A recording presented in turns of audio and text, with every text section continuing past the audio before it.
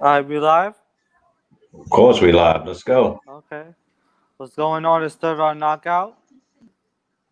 Today we got You our got it. guest Wanda D, the first female hip hop DJ, and her husband Eric Floyd. Eric Floyd is a producer. He produces a lot of shows. He produced a movie called East Side So, Story so with what? So, Oren, yeah. instead of you telling the people what he do, why don't we let them tell him Him tell him. when they get Okay. on? I'm kind of Let them tell introducing they them. see. Oren, you always want Okay. to tell somebody's story. That's why I get on you. Okay, Let but them I'm tell not their own okay. story. I'm used to Matter of fact, being behind Oren, the tell me scenes. your story until we get them on. My Tell me story. your story about you. I got me. We on lockdown over here in Israel. That's what's Okay, going that's on not right your now. story. That's not Oren's Okay. story. That's that's Orange story. that's You want to Israel's hear my? story. You want to hear my story now? Yeah, don't Okay. put me to sleep though. Shit. My story. Shit. I'm from New York, originally Queens. Um, lived in Israel too. I'm in Israel right now, but I engineered at the Matrix Studios for. It's gonna be like 8 years.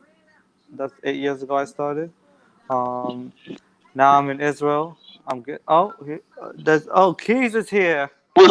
Join sword. Hey, What's In good, hey, the Keys? How you? building, man. What's going on, man? Same shit, different smell. How's everybody? What's hey. up, bro? Obviously, you ain't smelling your email, are you?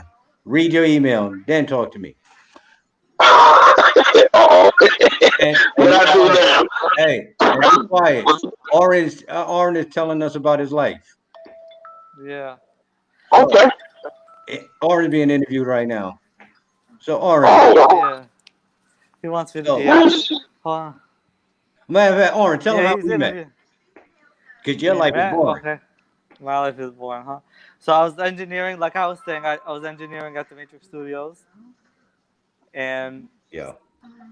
they're around knockout every Saturday, Let me 1 to 3, let me put you on a Bluetooth. and that's how I met them, and we've been tight ever since. Been getting guests for shows. Definitely hold down third round. Hold on, let me see if they got the They invite. already here, Oren. What? They already here. Oh, they're already here. Okay. Here they go. Since you want to talk, so you so anxious. What's going on? Hi. Hey, gentlemen. Wanda hi, T. fellas. Good What's going afternoon. on? All Good afternoon. right. It's nice to finally meet you guys.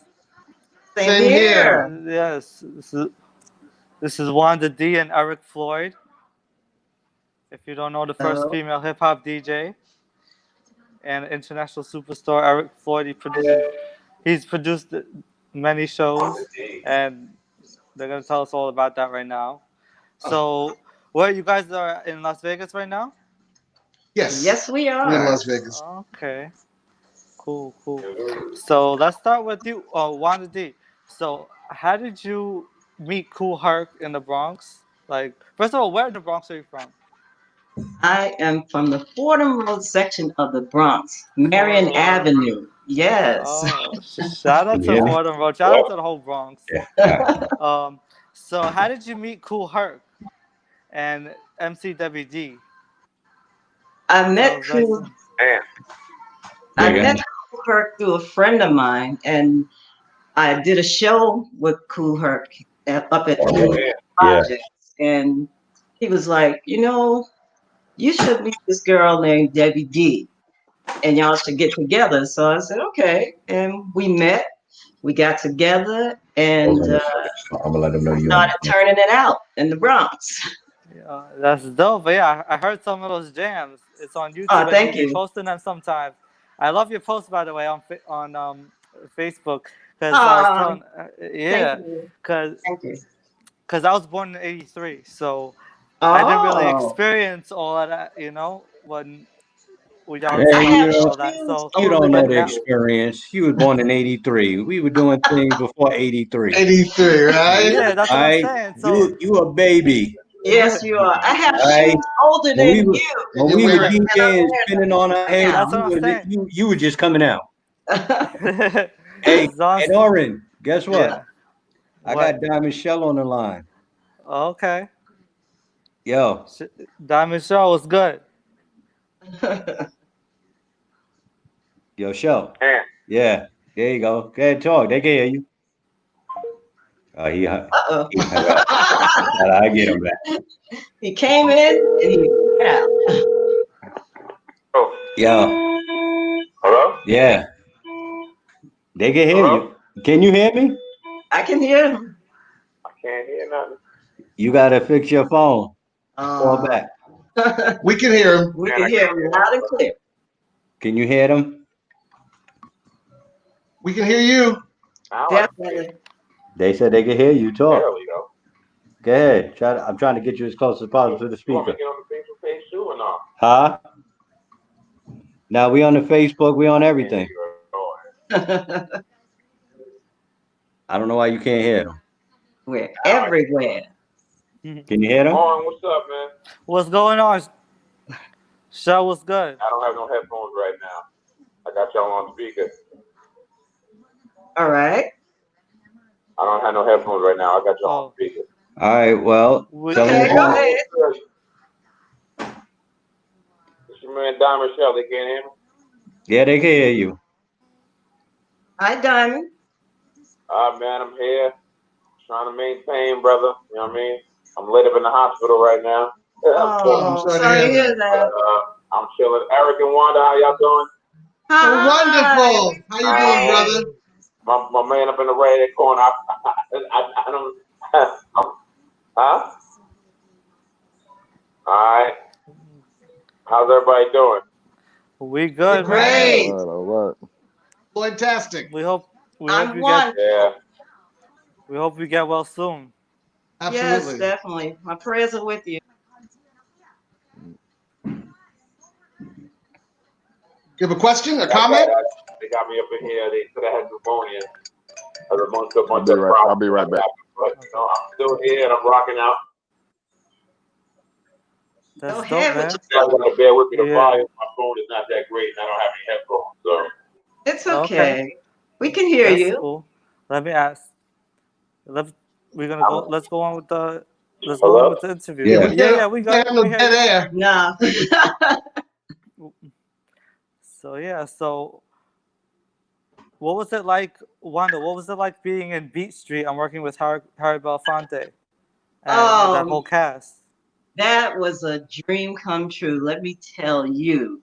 Growing up and watching Harry Belafonte in movies and him doing concerts and stuff like that, and then finally meeting him, he came up to the Bronx to personally audition me for the movie. Talk about, man, I was ecstatic inside, and I had to keep my cool.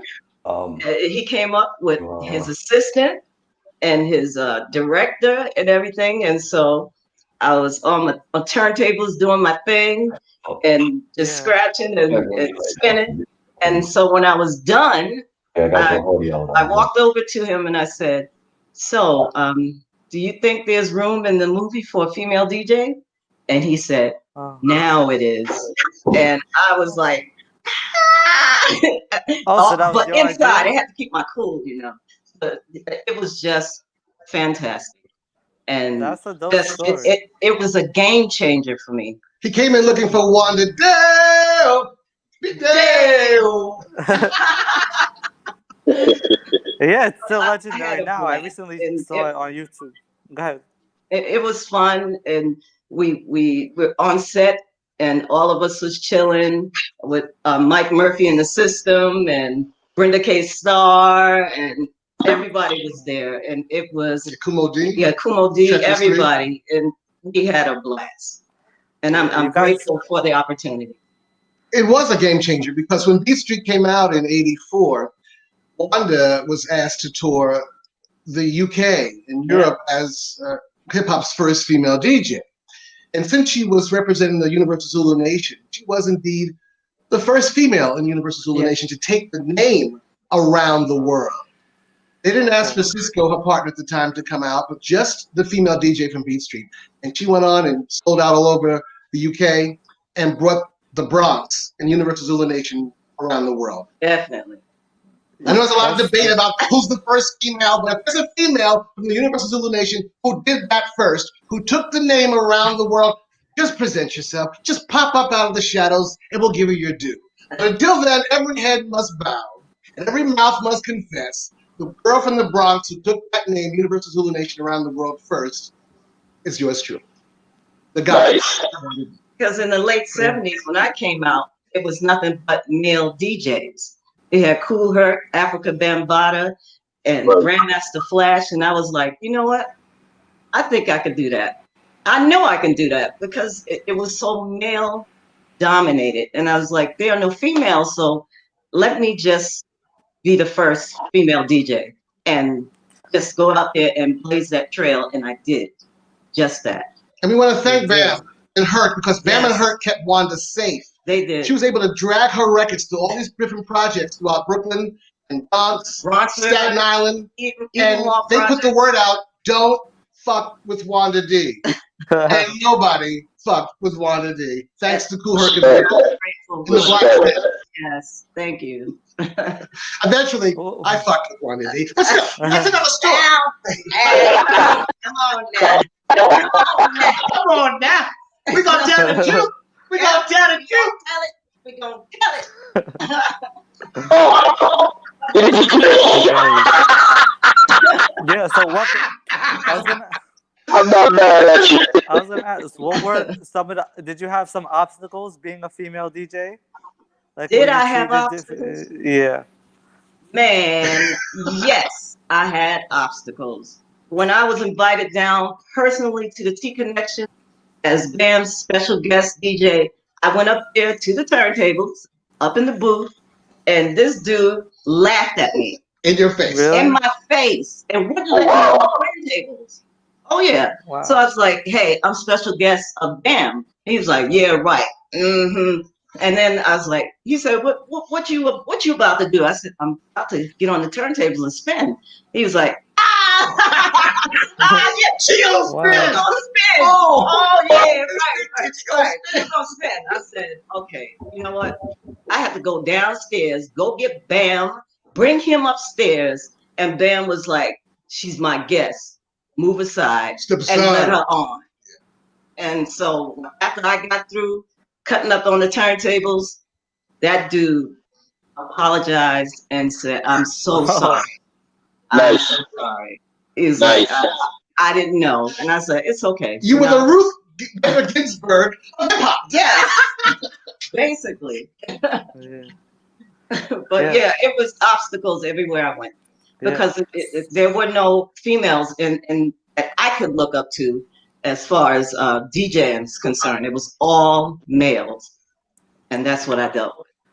And I read that Eric encouraged you to rap. Yes, he did. Yeah. So what made you? So you were DJing all these years, and did you always want to rap, or something that you got from him? It was only his idea. You know, I did. I just didn't know how I was going to go about it.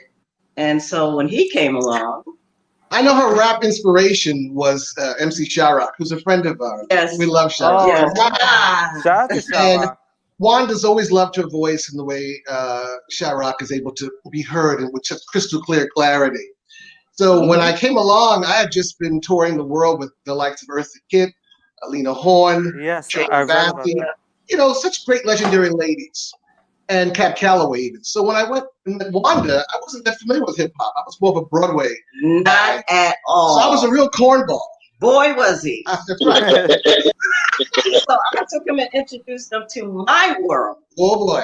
And he was messing up everybody's name. Isn't that oregano and spice? It's And I like was that like, oh, that's salt salt and and pepper. pepper. I'm like, oh, that's great. And he was. Is that sweet tea? She's I was like, like- no, that's Antoinette. I'm like, okay. I didn't know anybody. And I'm from Brooklyn, Bushwick Projects, right? And mind you, I didn't know anybody in the world either. So I know she didn't know Cleo Lane nope, from Lois Lane. nope. From Leslie Uggams, to Leslie Nielsen. So we were mixing our worlds together. Broadway meets hip hop. Yes. So finally, when I looked at him, I'm like, you are so beautiful and gorgeous, but why don't you? DJ is great, but also let's go further. Why don't you start rapping? Let's make you the goddess of rap.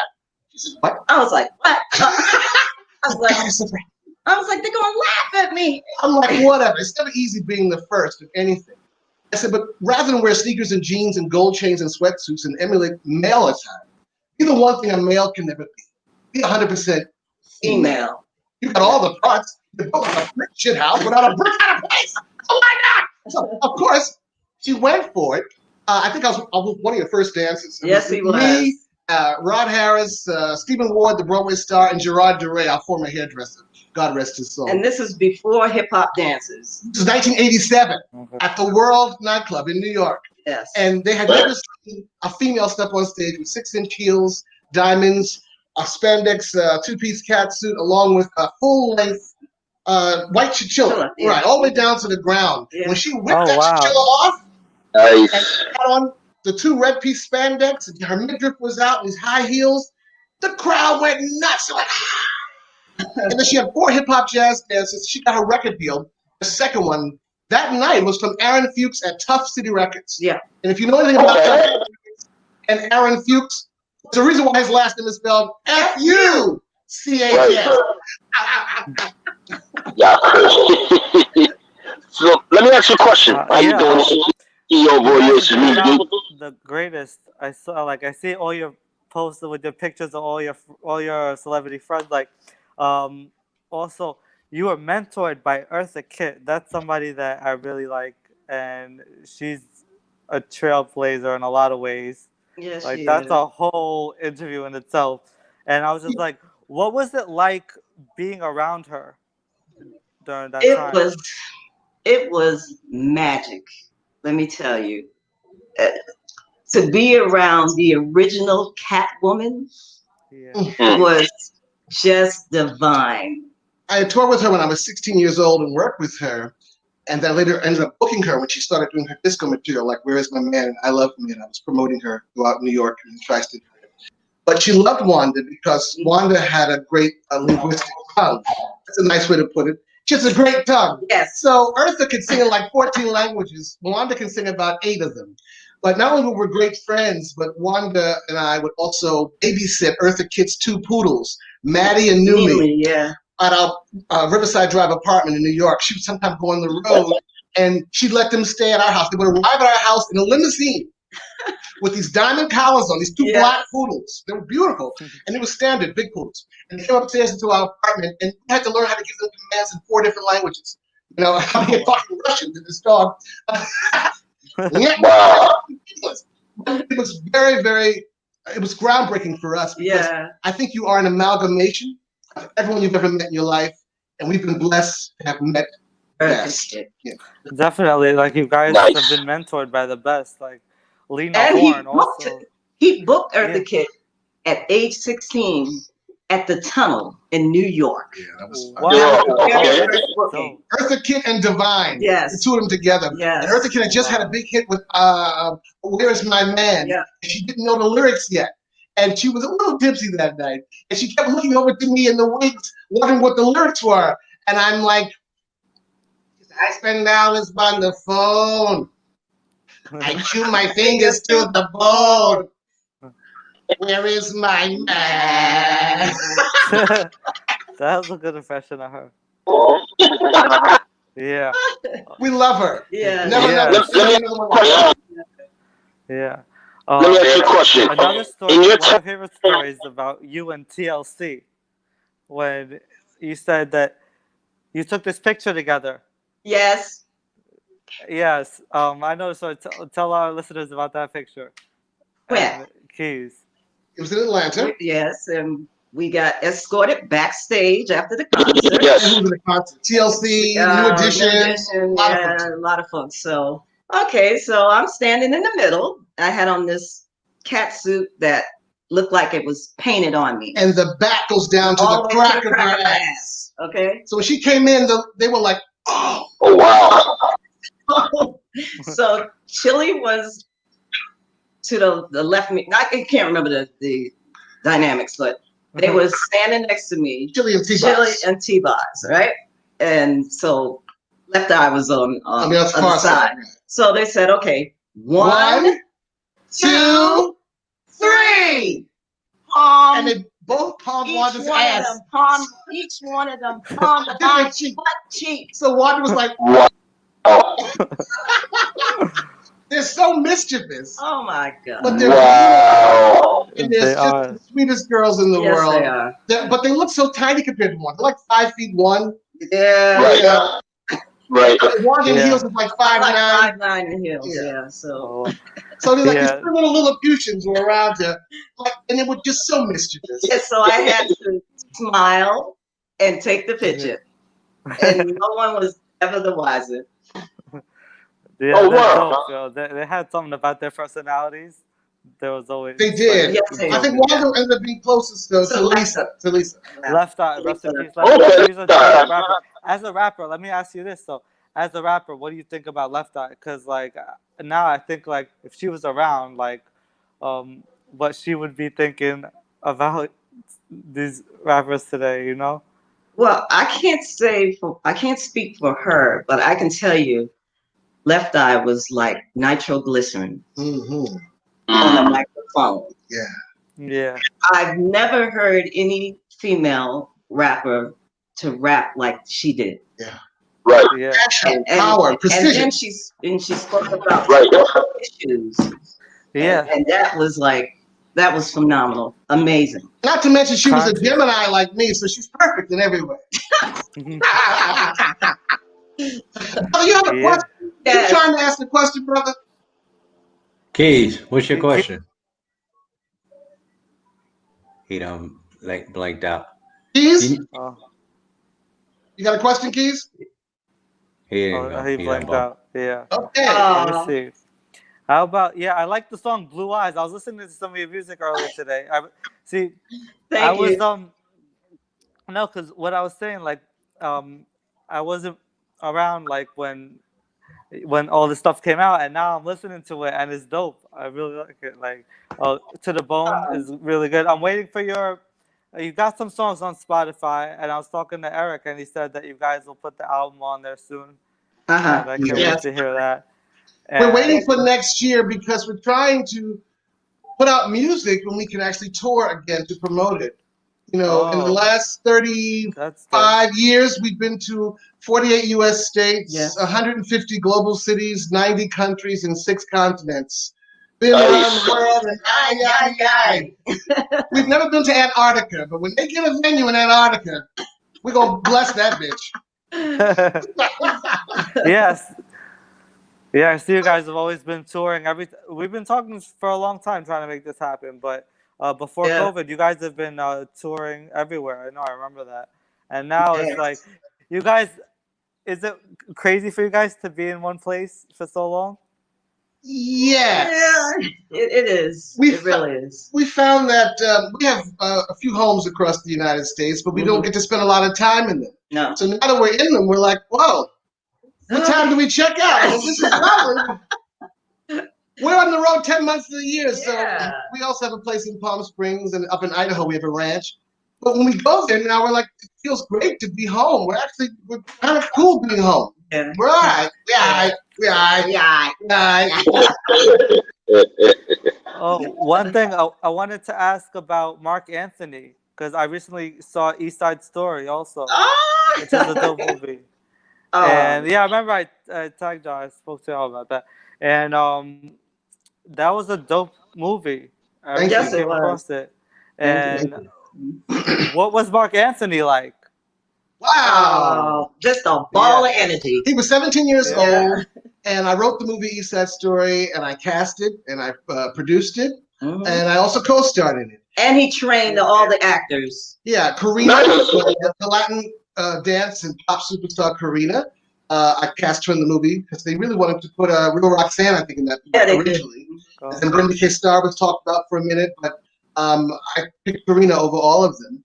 And then Mark Anthony, who was just wonderful. He was brilliant from the very beginning. His voice was always bigger than he was. He reminded me of a young Latin Frank Sinatra, because he's not just a singer, he's a crooner, and he's a singer's singer. Other singers like to listen to him sing because his voice is boundless and it's full of so much passion. So he's a bad boy. He's a bad boy. But yeah, when he first started out, remember when he got the part, a little tiny studio apartment. He had a bare mattress with hardly no furniture. No furniture. I mean, he was broken and broke. Yeah. As we all were at that time. This was 1988. And so we were just all learning our bones and earning our stripes at the time. So I'll never forget. It was a great experience. And I'm glad the movie still has legs today. Yeah. You also managed CNC Music Factory and Snap. Yeah, we did the two. And the KLF. Then the KLF. Yeah, I was going to ask about that. So they sampled Wanda's vocals, and then she ended up joining the group. How did that? Is that what happened? Yeah, that's pretty much it. You want to give them the short version?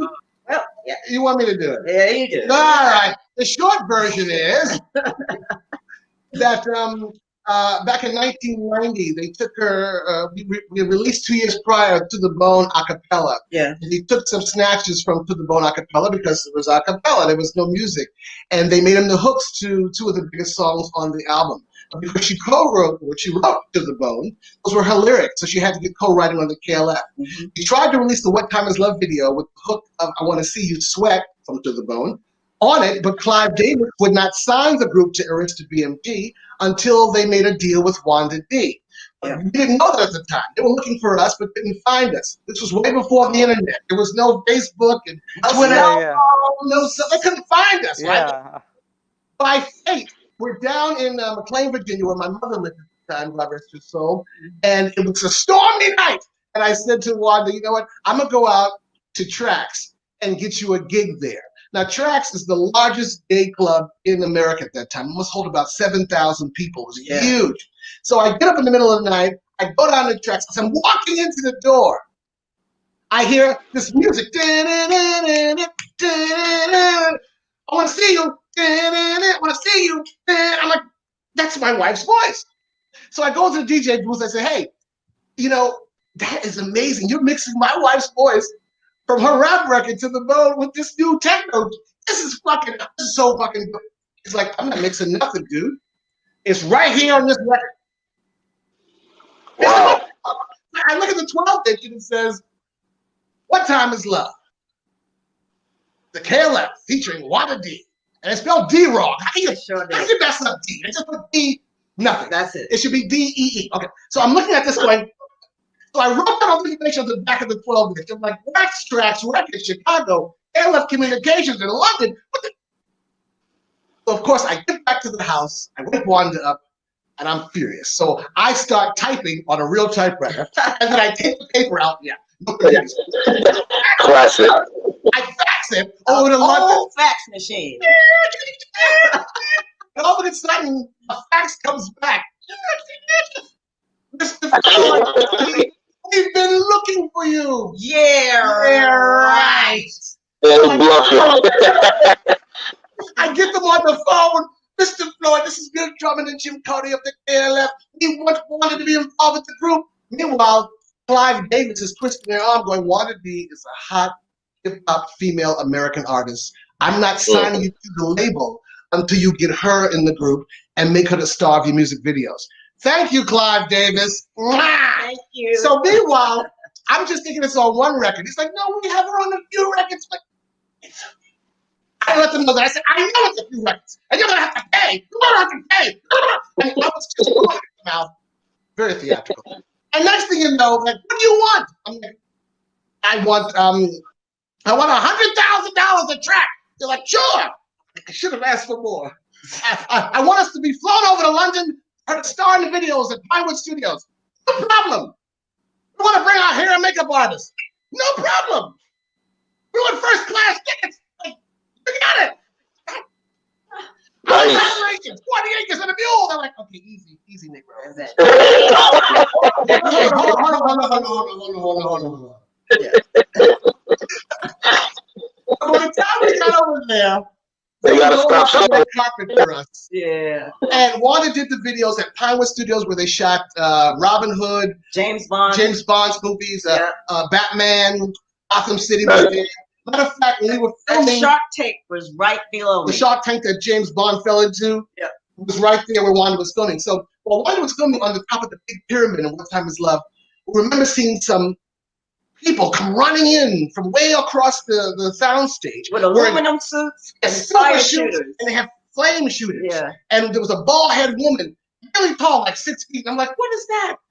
It was Sigourney Weaver and the cast of Aliens. They were trying to kill the alien with the flame shooters, and they accidentally set their set on fire and came running over into our set when we were filming the KLF video.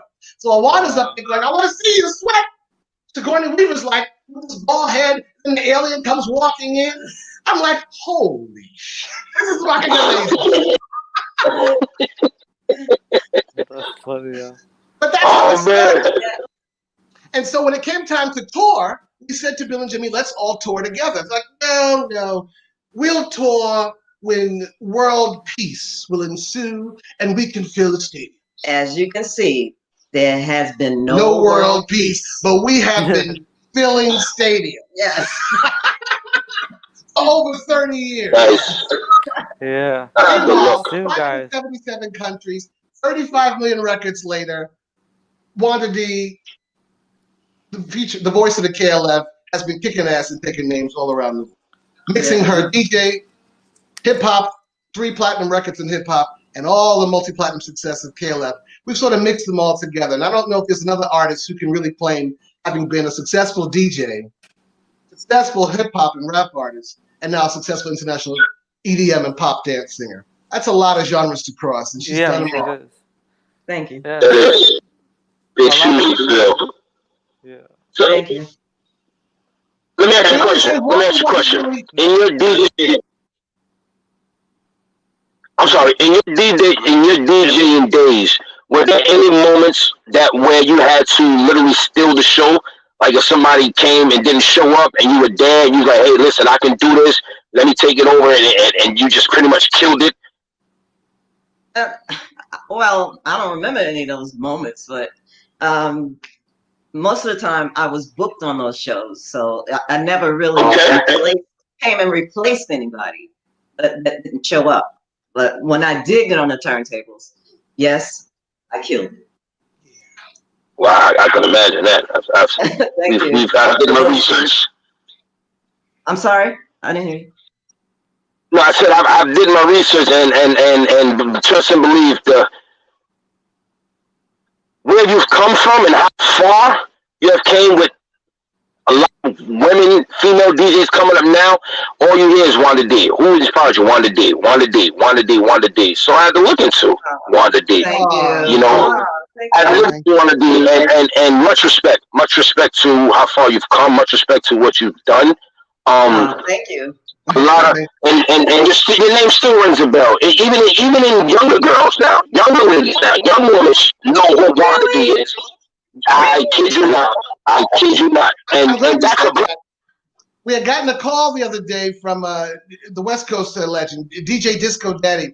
He wanted to interview Wanda day. And of course he kept saying to us, well, we want to interview the original Wanda D, not this new one.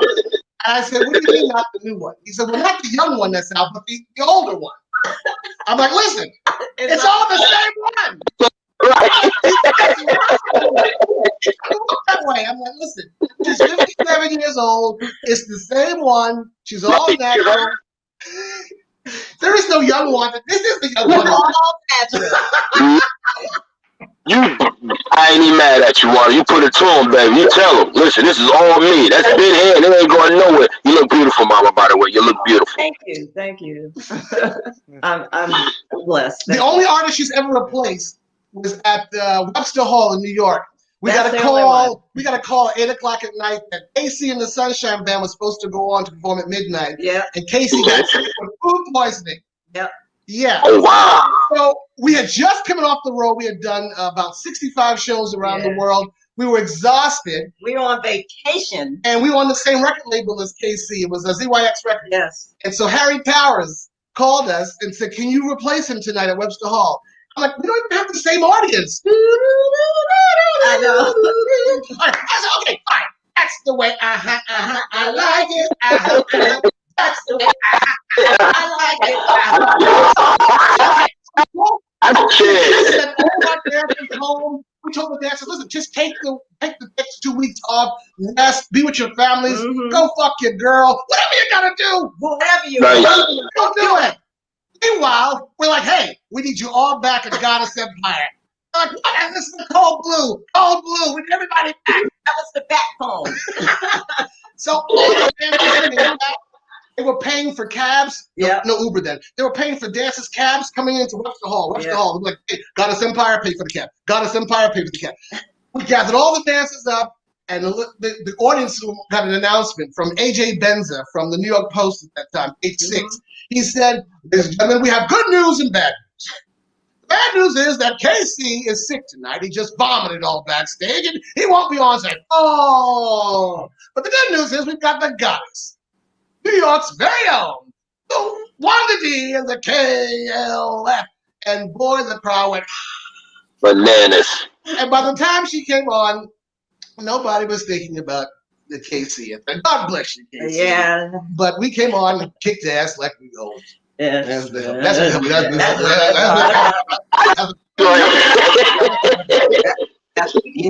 I would definitely come see one of your shows. I That sounds like a great can't. time. Just me with that water. You know, one thing about water is, You killing me though. Was there ever a moment where you thought or tried to figure out like maybe this is not what I want to do because it's too much for me? Have that ever came up? Nice. Nice. Motivation. Nice. When you love what you do, it's like a working vacation. Okay. Well put. that's true. Mm-hmm. Well We've been blessed to tour the world together in this country. Like I said, we've been to 48 U.S. states. We haven't been to 2 U.S. states. We haven't been to Oregon or Utah. And the moment they add black people to either one of those states, we'll come and do a show there. Okay? But still, Speaking of black people, we went to Estonia Estonia. Yeah, for the very first time, and we toured there. 1993 was the first time. Very first time. We And played 5,000 people. yeah. And we were walking through town, Mm-hmm. and so we were wondering why people were stopping and coming up to us and touching us. And we were like, what's going on? They said, sorry, we have never seen a real life black person before. Can we touch you? I'm like, this is before COVID. This is 1993. Thousands of people just touching the skin. The melanated. I felt like it was like we were from Mars and these aliens just landed and they never saw Martians. You know, all they knew about us was what Tarzan had told them. done. I'm done. Yeah. So meanwhile, you fast forward 27 years later. Wanda headlined Talent Estonia 2018, 2 years ago. 200,000 people filled the stadium to see her.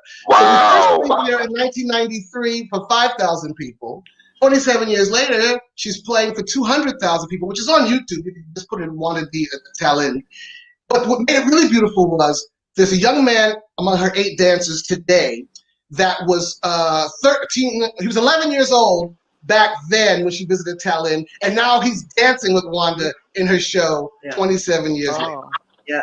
That's dope.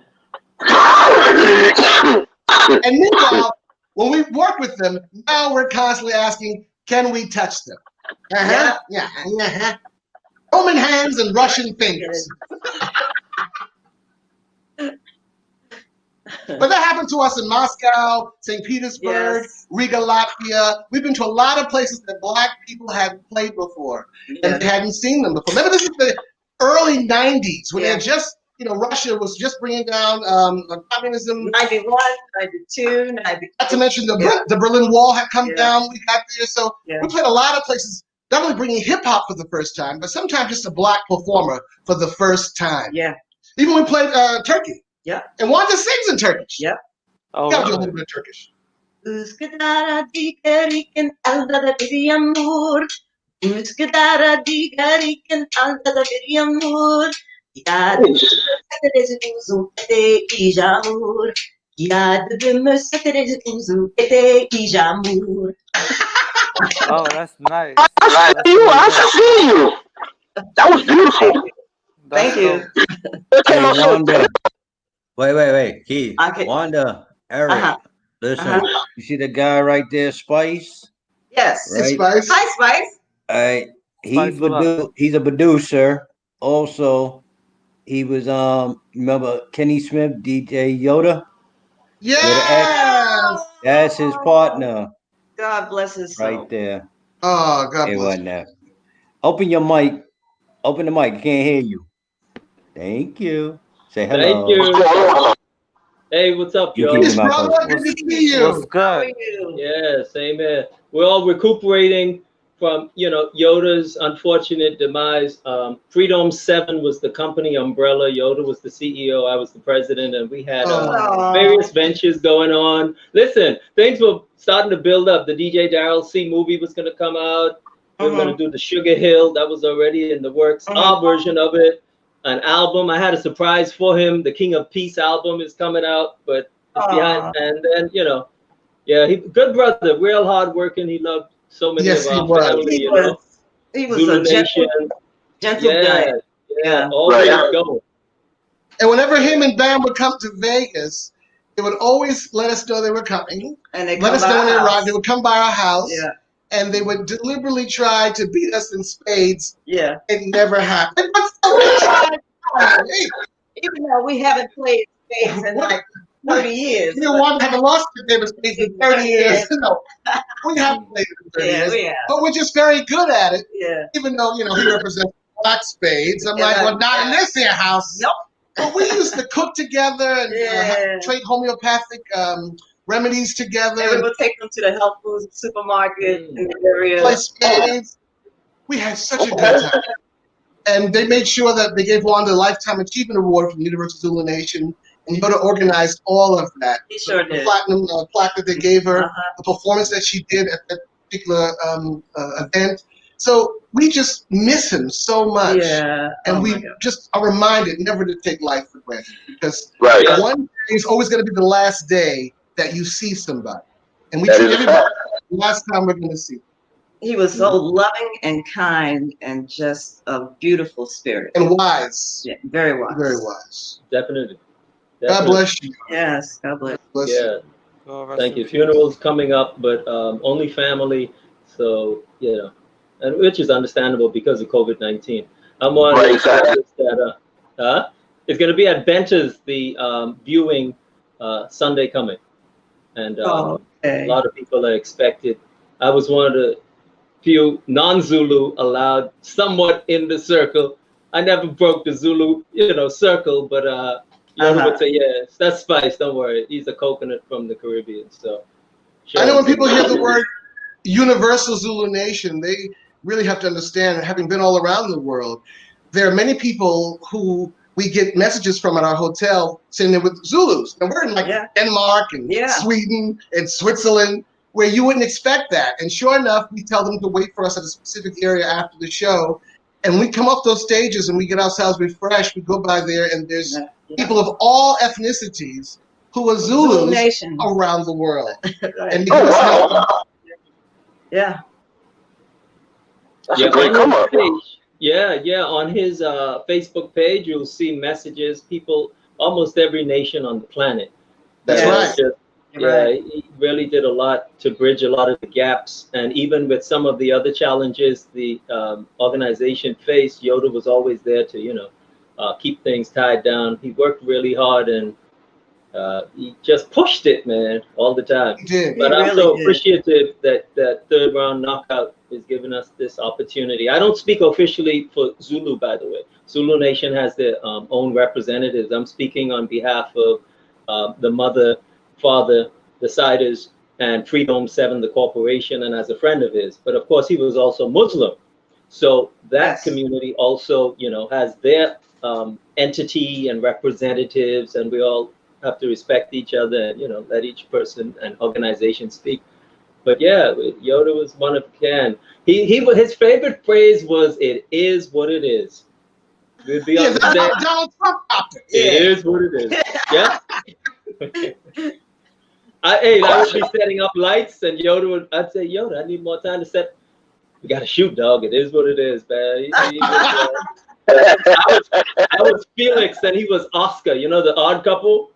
That was like, oh man, like to be right, man. He would do that sound on the conference call. I'd be like, so guys, we got to look at the contract and I'm like, dude, it's wild. Meet Spice, he's divorced, and here comes, great memories, and I'm really appreciative to be Beautiful here. man. Beautiful Yes, we love him. Oh man, that was a great loss. Yeah, Yeah, I'm glad that you guys brought him into this interview. It was definitely worthy of that. Yeah, Definitely. Yeah, Big part of our lives. definitely. with the Black Lives Matter Major. movement so prominent, people like Yoda and others, you know, critical linchpins in what is occurring, and it impacts, I think, not only athletics and music, but that energy, because you have, you know, Nation of Islam, 5%ers, Rastafarians, you have Dr. York's group, you know, you have Zulu Nation, then you have other branches of Black Christians who are coming together, and Africans who follow the Kemetic path. You have the Hebrew Israelites, you know, you have all these groups. And even though sometimes we don't all see eye to eye on some issues, it's important that around funeral times and major concerts that we kind of leave whatever the different ideological differences are, because the KKK doing enough of the other stuff, you know, we need to really just come together. And we're all looking forward to that, I think. Yeah, we are. Cool. You know, we've always been Afrocentric in our presentations, and that's been a running theme since the early 80s when she began releasing records professionally. We've never stopped that. You know, we don't believe in preaching to anybody. We know that people only hear what they see. So we made sure that whenever you looked at a Wanda D record, visual image, or concert, or you had the pleasure to hear it, you would always see and hear something that was positive in honor of our ancestors. It's the ancient Egyptology and Afrocentricity is very prevalent in all of her presentations. Even when she did Rap Mania at Apollo, and she entered with the 12 warriors carrying her with just G-strings and baby oil, to African drummers and African dancers. Her shaman was on stage with her boa constrictor around his neck to bless the stage before she arrived. She got 8-minute standing ovation that night. It made history. She got the cover of USA Today labeled as the highlight of the entire Rap Mania telecast. There were 40 of the biggest rap artists in the world on that show, 20 in LA, 20 in New York at the Apollo. But we've always done that. We never put the N-word in her songs. Even the B-word, they're not in her songs. It's not necessary to degrade and denigrate our race or women, especially the Black woman, who's the mother of all civilization. We don't play that. And so we don't, you know, try to insult other artists who feel the need to use the N-word in their songs, but you're either part of the solution or you're part of the problem. And we don't do that. No. So we've always kept it real.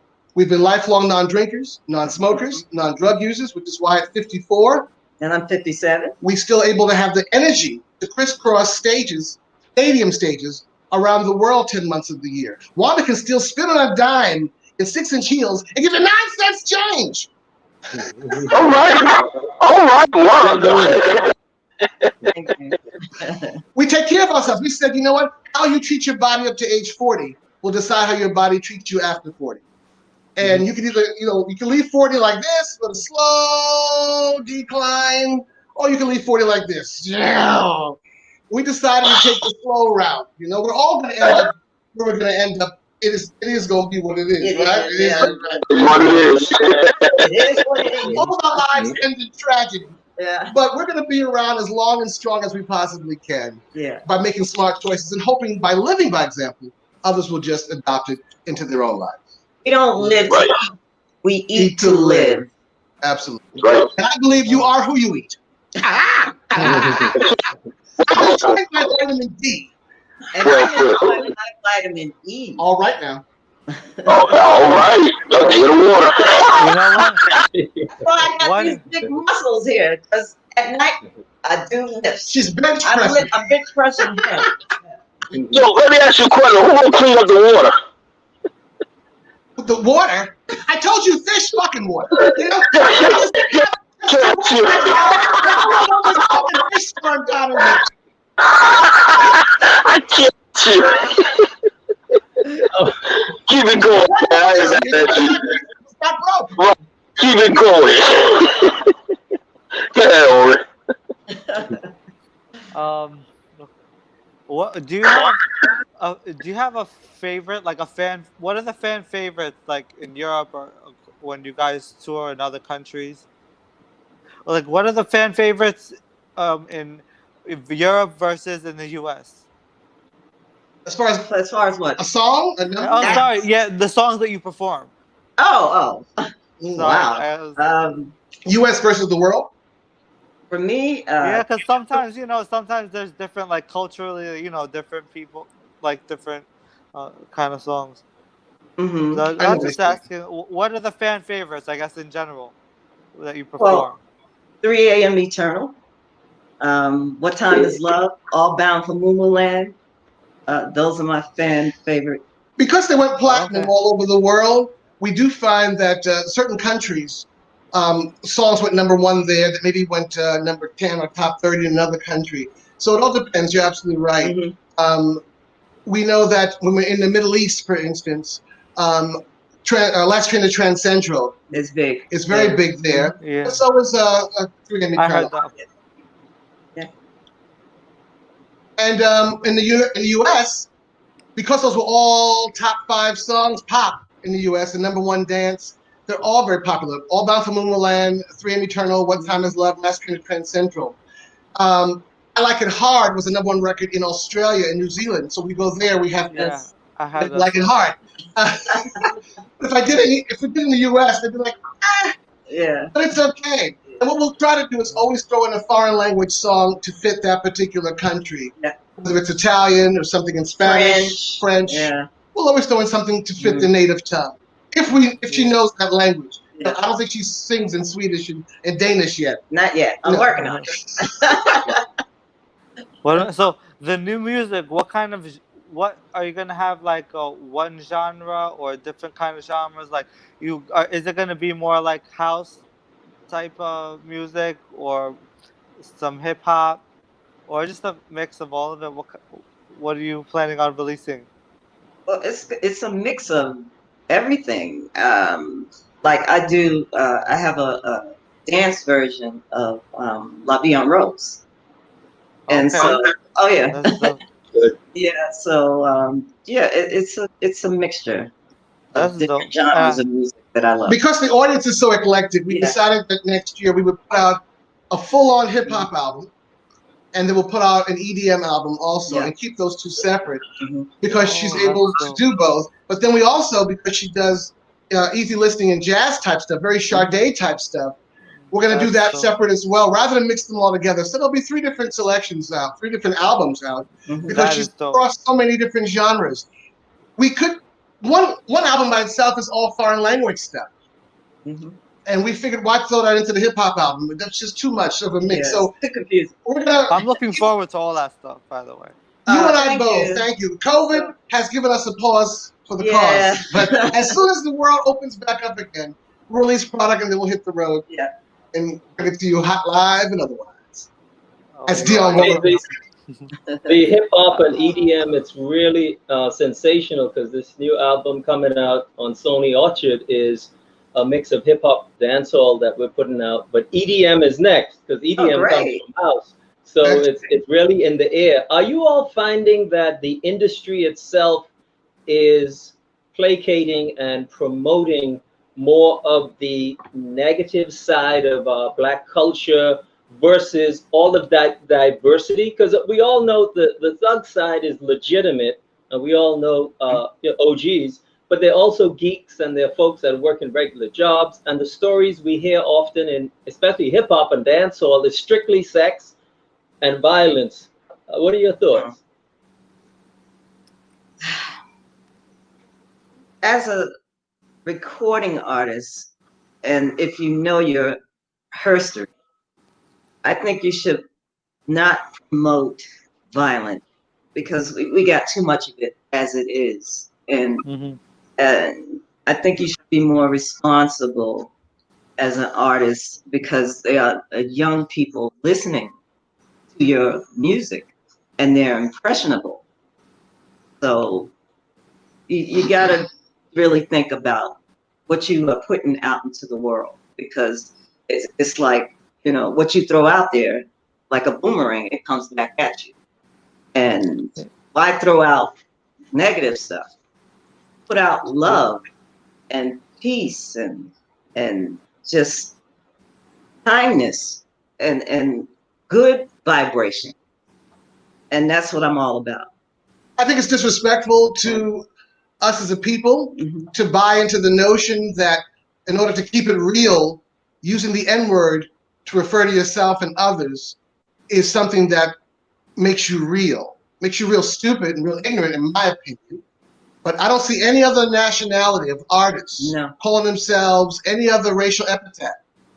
No Jewish artist calls themselves, kites, and Spanish artists don't call themselves spicks, and Asian artists don't call themselves gooks. Well, we're the only ones. Italian artists don't call themselves wops. Yeah. But we referring to ourselves as niggers is ridiculous, and calling others niggers. Well, nigger, we picked the hurt off the word, we took the sting off the word. No, you didn't. There's too much blood on the word. And in honor of our ancestors, who sometimes that was the last word they heard when they were dying, when they were being killed, burned, drowned, hung, dying, nigga. There's no reason for you to take that word and make it a part of your hook of your song in movies and television. It's ridiculous. So again, as I said earlier, you're either a part of the solution or you're part of the problem. And it's just not something we subscribe to. You'll never hear it in our music. You won't see it in our shows. And we shun from anyone being on our shows. If someone opens up for one, if they got N-words in their song, either they use the clean version or they get kicked off the show. It's that deep.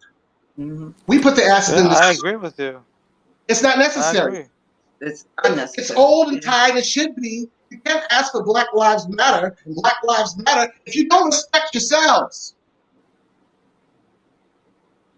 Yeah, I think that there are two aspects to this. One aspect is there are people, the N-word has actually Kemetic Egyptian origins. And let me just tell you something, that the NGR itself is Kemetic. And what has happened is there's been a lot of confusion, just like with the Aryan nation.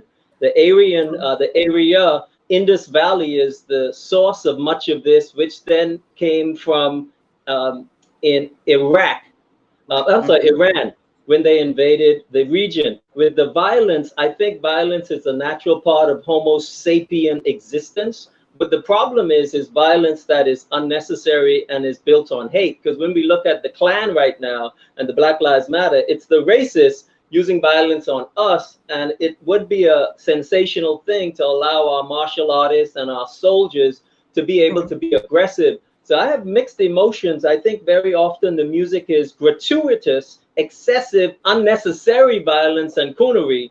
But on the other hand, our OGs and our martial artists and our thugs, because thug actually is a positive in India, they were fighting against the British. I just think there's too much focus on one area. For me, it's okay to have some people a gangster, like, yo, this is what I do, because there are not enough jobs. You know what I mean? But then you should have the geek talking about technology, computer programming, the guy talking about genetics, the sister talking about being a single mother, trying to make things work. That is the big picture. So I think we're all the same if we just had more control of our industry and more respect, The knowledge that you are expounding upon is not common knowledge, just like common sense is not common. So what you're saying is actually accurate. Having been to Egypt and throughout Africa myself, I know of what you speak. But if the average person doesn't know this, as you know, seeing is not believing, feeling is believing. So the energy put behind anything is all that people feel. So the energy behind the word, no matter how good the word is negative. And if you know the whole world, majority of it, looks upon this word as negative, it doesn't matter what its historical Kemetic origins are. If the world uses it as a negative word, and you're helping to perpetuate that negativity by placing it into songs, by taking the sting off of it. You're not. Now, maybe in 100 years, that word will have no sting. Right now, it still has sting, and it doesn't need to be used anymore. It needs to be retired. That, Look what, your look what response, Sony did when Michael Jackson Yeah. put the word "kite me" into a song. They made him take that shit off. And that's the biggest artist that's ever lived. No one's even come close to my friend Michael Jackson, God rest his soul. They made him take the song and take that word, sue me, like me, kite me. They're like, oh, no, kite got to go. And Sony's owned by Japanese, but still got Jewish executives, and they're like, we're not having it. So why can't anyone stand up for us? But we should need anyone to stand up for us. We need to stand up for Stand up for ourselves. ourselves. We Yeah. need to put that word in a song to be real. Come on, how real was Thelonious Monk? Was Dizzy Gillespie? Harry Belafonte? When did he ever use the N-word? Who's realer than him? Humanitarian? The first artist to ever have a platinum record? The Banana Song? Oh, that was Harry Belafonte. He never used the N-word. It wasn't necessary. Sidney Poitier. I think So I don't have Urban mixed Virtue emotions wrote that. about the N-word or the B-word. No mixed emotions here. It needs to be retired and resigned.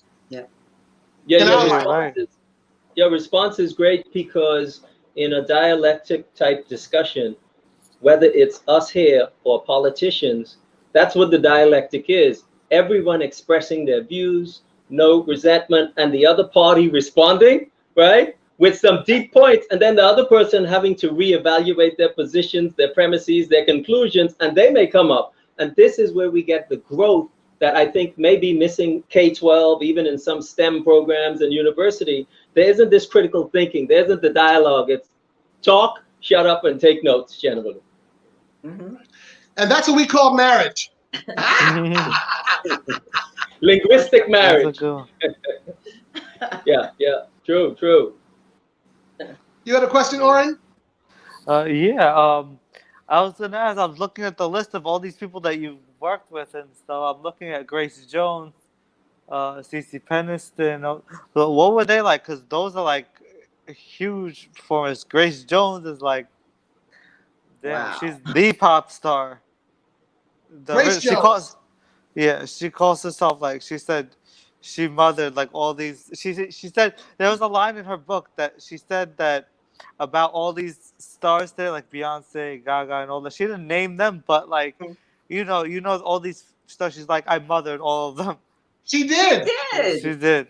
She's She was like doing iconic. all that. She was doing all that stuff way Yes. back, like in the 70s and all that. Before Tiana Taylor, before Yeah. Cardi B, and before Madonna, and before Lady Gaga, there was Grace Jones. Yeah. And we also recognized before Grace, there was Eartha Kitt, and before Eartha Kitt was Yeah. Josephine Baker. That's right.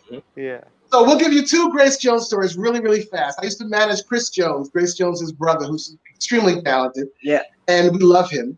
And he gave us the pleasure of going to Grace Jones's house. She lived on the west side of New York on Bank Street, right over the West Side Highway. And Tribeca. Hudson River. Yeah. And it was beautiful, but I remember there was so much black in the house. The black piano and the black floors and the black couch and the black walls and the black mirrors. And so I could hardly be seen unless I smiled.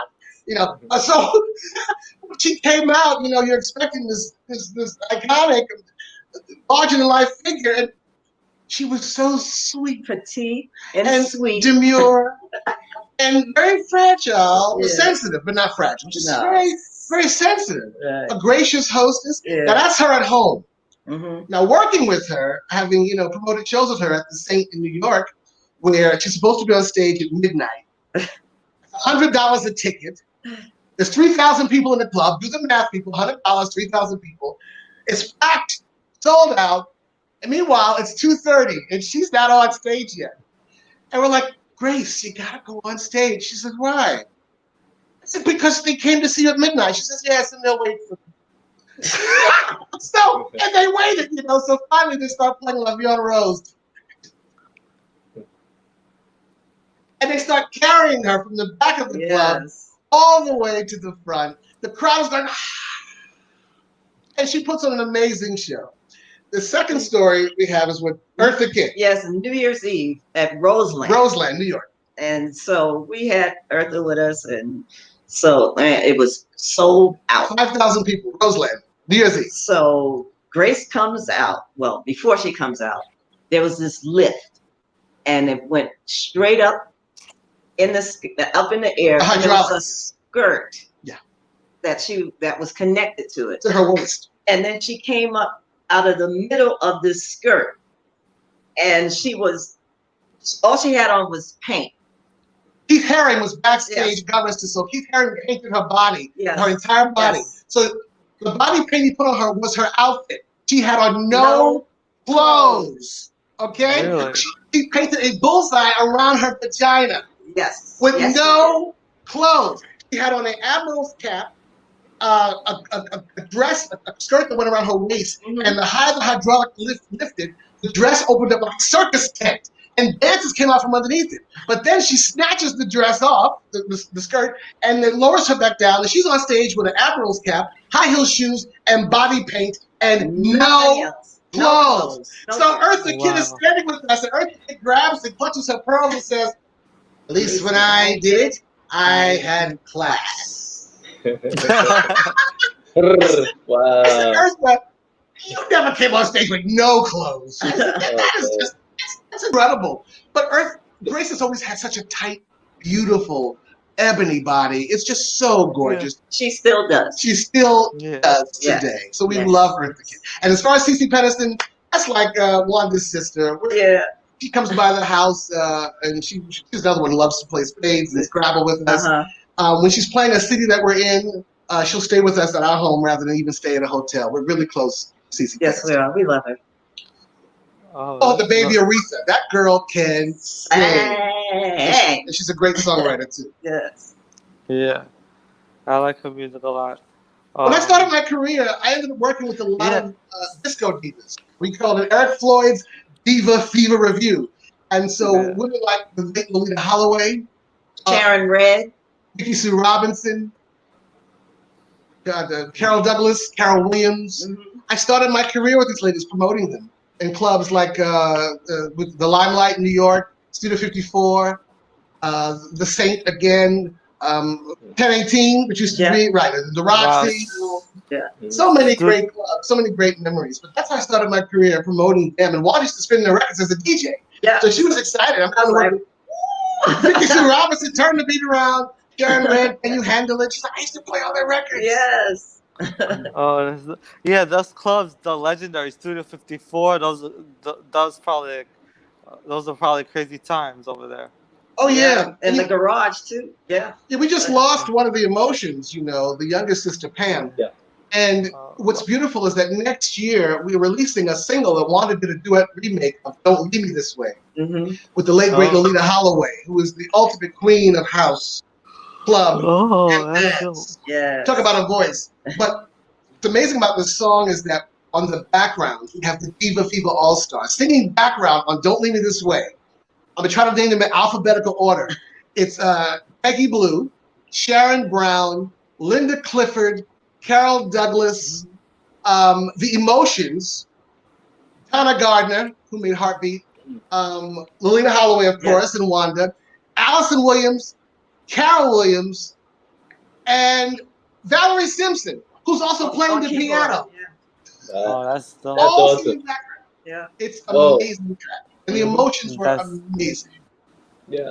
That is fine. How do you all think that we get the young people more into music that may be slightly outside of their comfort zone?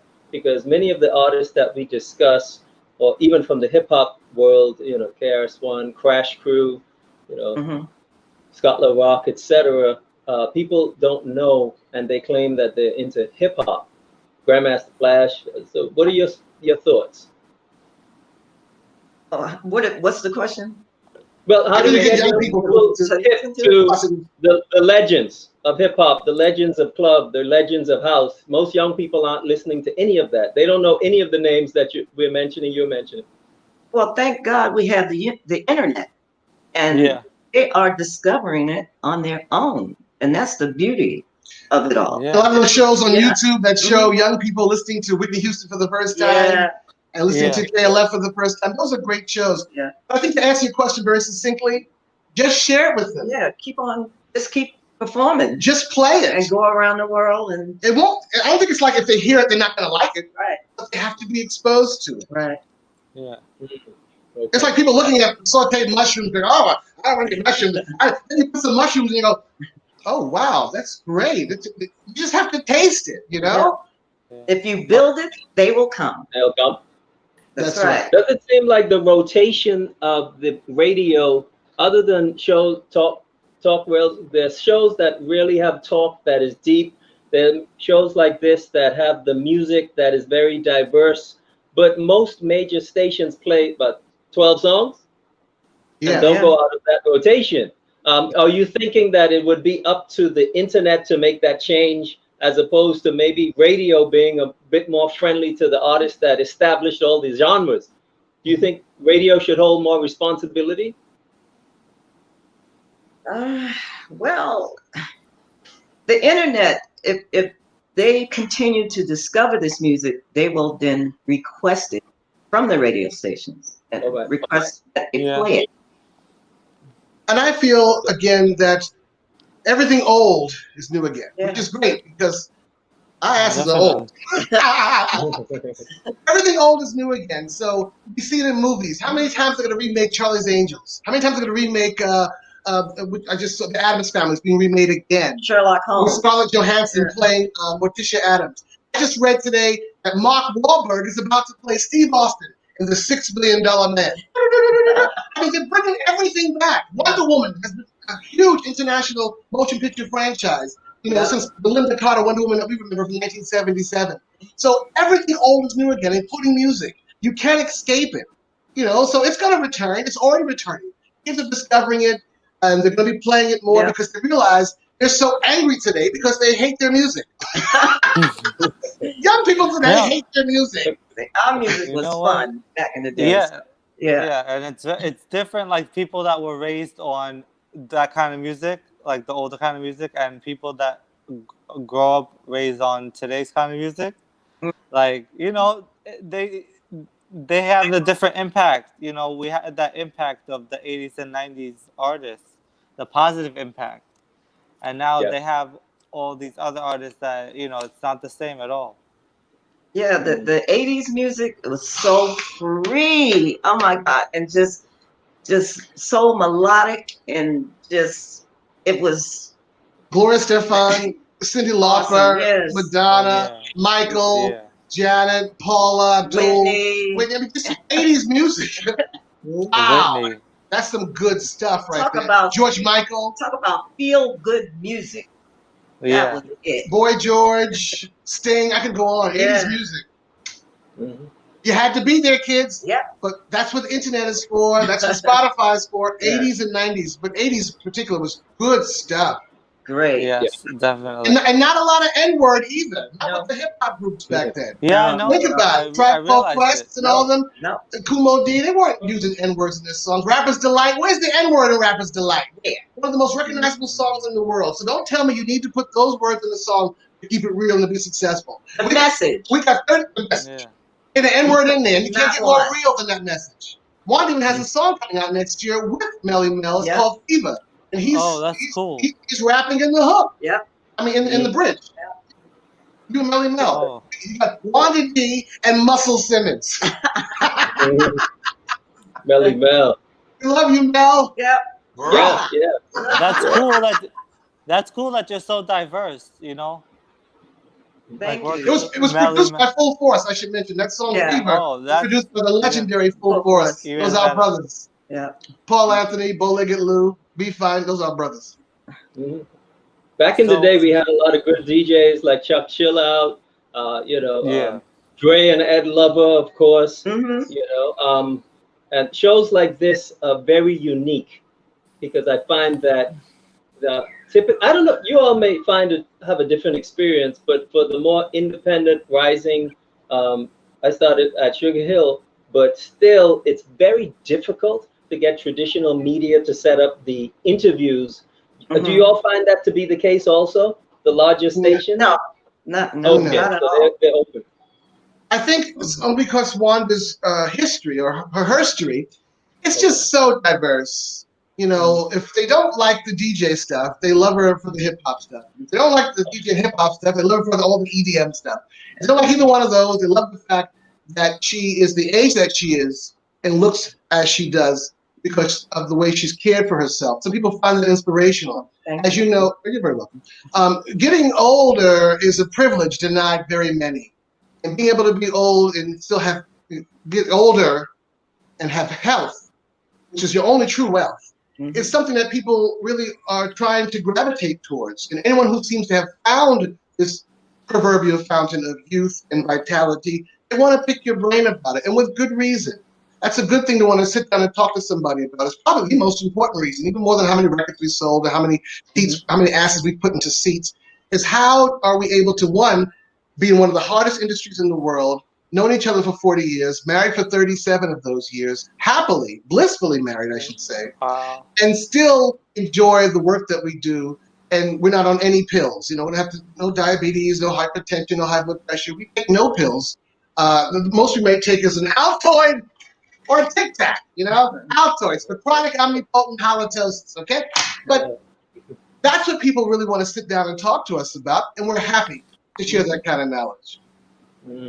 That's sensational. Do you all find that golden seal, yellow dock, white oak, witch hazel, things like that come in? Turmeric, yoga, chess? Are those things that we practice? Yeah. Well, I do a lot of workout. Okay. I do push-ups daily on my fists. I do like 250 of those, and I do 1,000 crunches a day. Wow! And I make sure that a lot of my foods doesn't have a lot of toxic stuff in it, and I'm always reading labels. I'm in the supermarket going, okay, yeah, toss that aside, but I try to put as much natural ingredients into my system, and so because I know what you eat, it definitely comes out in your pores and everything, and it affects how you operate and the energy that you have. Correct. You are what you eat. You are who you eat. For instance, we start off our day with something called the Emperor's Elixir. Every day we have a beautiful big jug of it. It's got fresh ginger in it, alkaline water, apple cider vinegar, lemon, and lime. And that's the first thing that touches our palate in the morning. It goes right down because it cleans out all your tubing. Your upper intestines, your lower intestines, your veins, your capillaries, your arteries, cleans all over your brain. These things are acidic when they're outside of the body. Lemons and limes have citrus acid. Apple cider vinegar is acidic outside of the body. But the moment it touches your palate, it becomes alkaline. It detoxifies the liver. That's like a liquid Drano in your body. So that's the first thing in the morning. That's even before you brush your teeth. Now at night, we drink the same exact elixir, except at night, we add a little handful of chopped garlic. We don't chew it. We just throw it to the back of the mouth and wash it down with the elixir. Like a vitamin. And that's because your body heals itself when you sleep. It's the only time your body makes new hair, new teeth enamel, new bone marrow. It replaces organ cells only when you sleep. Sleep is very important. So since you want to give yourself cell food while you're sleeping, cell food.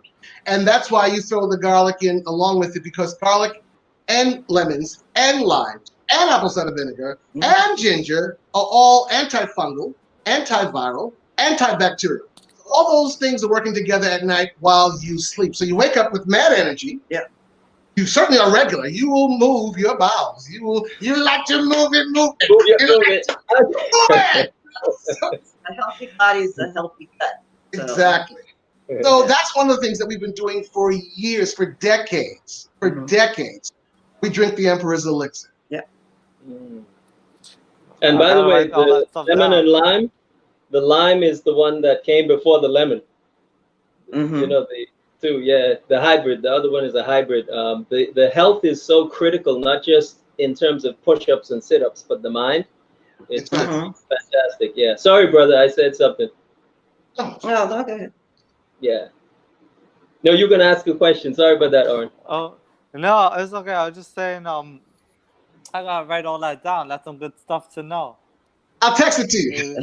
Yeah, text it to me, really. Yeah, we also take herbs like moringa, astragalus, colloidal silver. These things are great. And so we've never had to have a flu shot. We're definitely not getting the COVID shot. But we've never had any of those. No. That ain't never happened. That ain't never happened. If No, something ain't not- wrong, we ain't gonna fix it. We ain't gonna fix it. We ain't gonna fix it. Yeah. Yeah, we've been Moringa is around an the African world. plant. It's good. And we've sat next to people on airplanes. Oh my God. I mean, and we're fine. We've been fine. Yeah. So if something isn't broke, we're not going to fix it. Yeah. Some people don't know about moringa. It's an African plant that's sensational. I have some in the kitchen over there. It's That's right. amazing. Every day. That's right. Yeah, I sprinkle it on my salads every day. We put it in our smoothies. Yeah, and the smoothie. Moringa. Ladies and gentlemen, moringa. Moringa. That's right. And I'm glad that you said it's an African herb because you have to remember, you also have to learn how to eat for your ethnicity. Even though they're all bears, polar bears don't eat what panda bears eat, don't eat what grizzly bears eat. They're all bears, but they have different types of diets because they're different types of bears. And that's not racist. That's just what Yoda would say, it is what it is. But all life derives from Africa, so everybody would be good with moringa. Yeah. Can I quickly add that what confuses some people is human. They say that all humans don't come from Africa, and they're really accurate. The humans have Homo sapiens, Homo neanderthals, Homo erectus, etc. What racist educators do is confuse things. They say, well, we're not all from Africa, but what they don't explain that we're the only humans left, Homo sapiens. And so when they make that claim, people should say, well, that's true, but we're the only ones left. We're the species that survived, and at the rate we're going, I don't know how much longer we have. Hopefully we can shape up.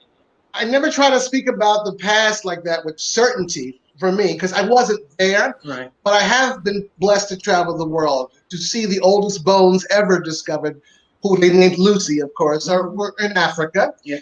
I've touched the Great Wall, and I've touched the pyramids and whatnot. And I remember things when I look at the hieroglyphics on the walls in Egypt. They painted themselves black and brown Because and they wanted bronze. you to know That they were here. who they were. Correct, and what colors they were. They Yeah. never used anything pink to paint themselves. Yep. Okay, and that's cool. But Africa still is the only continent in the world that is rooted, cemented to terra firma, to Mother Earth. It does not float. You know, Pangea was when all the continents, all 7 continents were all attached to each other, and then they broke apart and drifted apart. Okay, they drifted apart from Africa, because Africa is rooted to Earth. Even North America is still floating. South America's floating. Asia's floating. Africa ain't going nowhere. So it's literally attached to the Earth, and everything springs forth from it. That is irrefutable. It's indisputable. You look at them from space. Africa isn't moving. All the other continents have what we call continental drift. We're all drifting. Africa ain't going nowhere. It's just right there, rock solid. That's where the mother of all civilizations. That's the root, because we know it doesn't move. The leaves may sway, the branches may break and sway. What doesn't move in a tree? The root stays still. Mm-hmm. Awesome. That's a great point. I hadn't realized that. Africa isn't moving. It's the only one. Wow, that's deep. Wow. It doesn't move. And people would try and twist that into that's racist, when in actuality, the truth isn't racist. How are you racist if you're expressing what's a fact? That's nonsense. And don't get me started on the Middle East, because until there's a Middle West, I don't know what the hell the Middle East is. It looks like Africa to me. Yeah. The Middle East. Yeah, Where's the Middle West? We all the same. Yeah. We're all in the same gang. Exactly. Yeah. Same tribe. Yeah, man. Yeah, man. Yeah, nah, because I'm over here in Israel. You remember, right? I'm over here in Israel, and I'm Iraqi. My family's Iraqi. So I'm just saying, we all the same. Africa's right there. Exactly. Hello, Israel. Shalom. And the people of Iraq, what's up? That's right. Hi. The last time I ran, it was in Brooklyn. I ran. Bushwick. I'm from Bushwick Projects in Brooklyn. Okay, BK. Yeah, Bushwick. That's Shout out right. to Bushwick. I miss Brooklyn. I miss the Bronx. Yeah. Yeah. Manhattan, don't forget us. Where are you from? Where are you from? Manhattan. Manhattan. Yeah, been my there. whole family's from the Lower East Side of Manhattan, Delancey Street, Essex Street, Water Street, Jackson Okay. Street. My whole family's from down there, Lower Yeah. East Side of Manhattan. Awesome. I was born in Harlem and raised in the Bronx, so yeah. All right, all right. That's right. Raising Yeah. hell ever. We can't forget the Bronx because Yeah. Anthony's gonna be like, what? You won't be back on. I think the Bronx might be the only city in the world that has "the" in front of it. Yeah. The Bronx? I mean, Yeah, what is that about? It's not the Queens. It's Or the not Brooklyn. the Brooklyn. It's like, It's I'm from the Bronx. The Boogie Down. That's right, Bronx. Bronx. Yeah, Look at the yeah. gravitas. They have to put it to that. The Bronx is legendary. Oh yeah. It is. Yeah. When was the last time you guys been to New York? June. Mm-hmm. Last June, year, we oh, spent a month in New York. Yeah, we did. We Oh. flew in just to see our friend, the living legend, Mhm. two-time Tony Award nominee, Broadway triple threat, actress, dancer, singer, Miss Vivian Reed. We came in and we brought about 14 of our friends, or maybe 17 of our friends, Uh-huh. to see her show at a supper club in New York at the hotel. Hilton.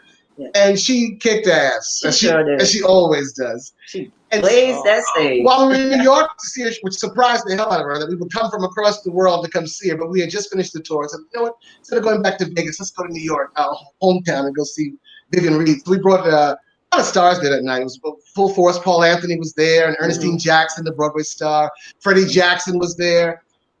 Melissa Morgan. I'm running out of Jacksons. But anyhow, we decided to stay for a whole month. And we got to catch up with a lot of folks in New York. Yeah. We were just there That's- June of 2019 for a whole month. We'll be back next year as well. You know, COVID-19 Yes. notwithstanding. Yeah. That's dope. Yeah, I miss New York. And definitely, hopefully, we can catch each other at the same time in New York. You know what I Mhm. mean? I would Get love this we could get this in-person interview. You know? Oh, we would and love that. We would love that. Yeah. Definitely. And we love the fact that you guys feel so endeared toward artists of every genre and generation to want to at least expose them, Mhm. both to the new listeners and those who would be familiar with us. That's a beautiful thing. We thank you. Really thank you Thank for you. inviting us here. Definitely. We're No, honored. definitely. Definitely. Third Round Knockout is definitely has always been about the culture, about the pioneers as far as guests. And we also have new artists and things like that. But especially for me, I like the pioneers better, like the 80s, 70s, 80s, 90s. Mhm. Like those are the best stories also. And, you know, just to revisit the music, the time, you know, it just Oh, we is got a stories. lot better. Yeah. We once got played a some- casino. We played a casino in Riga, Latvia. Yes. And Wanda had just finished her show, but sitting up front in the front row was these men dressed in black. And it was this one guy dressed with a black turtleneck and black pants with black shiny boots, and he had diamonds on his wrist and diamonds around his neck. And they're watching the show, and he wouldn't take his eyes off Wanda. So we finished the show. Wanda comes out. And I actually sat in his lap. oh, and that's sung right. to I him. forgot That's you why. sat in his lap. Oh, you watch forgot what that happened.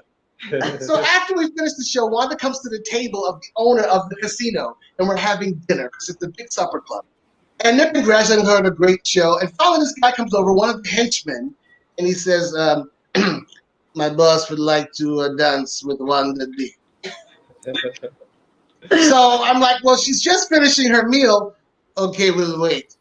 So they wait. Meanwhile, 20 minutes later, my boss would like to do dance with Wanda D. And remember, they sent like 100 Bouquets of roses to my dressing room. And I was like, who is this? 100? Damn. 100. So a line in the hallway leading to the dressing room. They're all in the dressing room. So now he must have bought all the roses in Riga, Latvia. Yes. So now I said, Wanda, please honor this man with a dance.